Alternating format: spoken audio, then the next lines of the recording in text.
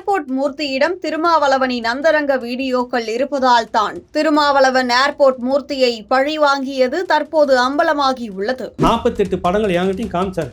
மோசமான படங்கள் எல்லாம் 48 படங்கள் இருக்குதுன்னா அது நான் தொடவே மாட்டேன்னா சனி அப்படின்னு சொன்ன காமிச்சார். அந்த படங்கள்லாம் அந்த பின்னணியில் எதனா நெருக்கடி கொடுக்குறீங்களோ, இந்த படத்தெல்லாம் எடுக்கணும், பறிமுதல் பண்ணணும் அப்படி நீங்கள் வாங்கிட்டீங்கன்னா அது ஒருத்தர் இடத்துல தான் இருக்குமா, ஒரு இடத்துல தான் இருக்குமா, வேறு இடத்துல இருக்காதா, வேறு ஒன்று பயன்படுத்த முடியாதா? என்ன கற்பனையில் இருந்துட்டு இருக்கிறீங்க? என்ன காரணம் உங்களுக்கு?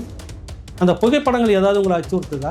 புரட்சி தமிழகம் கட்சி தலைவரான ஏர்போர்ட் மூர்த்தியிடம் விடுதலை சிறுத்தைகள் கட்சி தலைவர் திருமாவளவனின் அந்தரங்க வீடியோக்கள் உள்ளதாக கூறப்படுகிறது. இதனால் திருமாவளவன் பழிவாங்கும் மனோபாவத்துடன் ஏர்போர்ட் மூர்த்தியை தாக்குவதற்கு தூண்டி விசிக கட்சியினரை அனுப்பி வைத்ததுடன் அவரை சிறையில் அடைக்க போலீசுக்கு அழுத்தம் கொடுத்ததாக அரசியல் வட்டாரங்கள் கிசுகிசுக்கின்றன. செப்டம்பர் 6ஆம் தேதி சென்னை டிஜிபி அலுவலகத்திற்கு வெளியே பாமக எம்எல்ஏ ஒருவரின் புகாருக்கு ஆதரவாக வந்திருந்த ஏர்போர்ட் மூர்த்தியை 4 பேர் கொண்ட விசிக கும்பல் தாக்கியது. அவரது சட்டை கிழிக்கப்பட்டு திருமாவளவன் முழக்கங்களுடன் தாக்கும் கும்பல் ஓடி தப்பினது.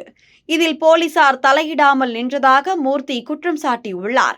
இதற்கு முன்னதாகவே யூடியூப் வீடியோக்களில் திருமாவளவனை கடுமையாக விமர்சித்து வந்த மூர்த்தி அவரது அரசியல் நடத்தை மற்றும் பட்டியலின சமூக விரோத போக்குகளை அம்பலப்படுத்தியதால் கோபமடைந்த திருமாவளவன் தனது அந்தரங்க வீடியோக்களை வெளியிடுவதாக மூர்த்தி அச்சுறுத்தியதாகவும் இதனால் பழிவாங்கும் வெறியில் தாக்குதலை திட்டமிட்டதாகவும் அரசியல் பகுப்பாய்வாளர்கள் சுட்டிக்காட்டுகின்றனர். தாக்குதல் சம்பவத்திற்கு பிறகு மூர்த்தி தனது பாதுகாப்புக்கு போலீசார் நடவடிக்கை எடுக்குமாறு புகார் அளித்த போதும் விசிக சார்பில் அவர் கத்தி வைத்து தாக்கியதாக பொய் புகார் கொடுக்கப்பட்டு இரவு நேரத்தில் அவரது வீட்டில் அதிரடியாக கைது செய்யப்பட்டு நீதிமன்றத்தில் 5 நாள் காவல் வழங்கப்பட்டது.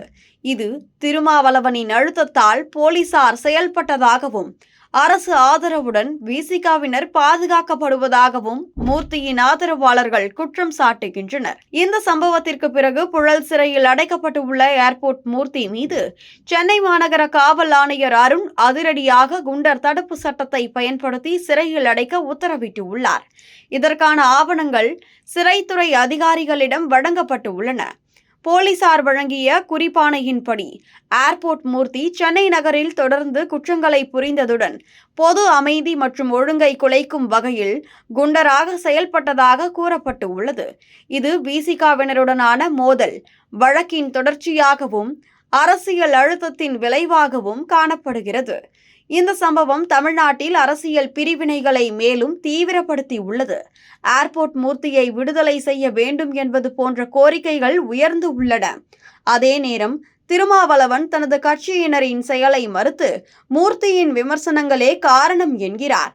ஆனால் அந்தரங்க வீடியோக்களின் இருப்பு குறித்து எந்த உறுதியான ஆதாரமும் வெளியாகாத நிலையில் இந்த பழிவாங்கும் திட்டம் மற்றும் குண்டர் சட்டம் திருமாவளவனின் அரசியல் நற்பெயரை பாதிக்கும் என அரசியல் விமர்சகர்கள் எச்சரிக்கின்றனர்.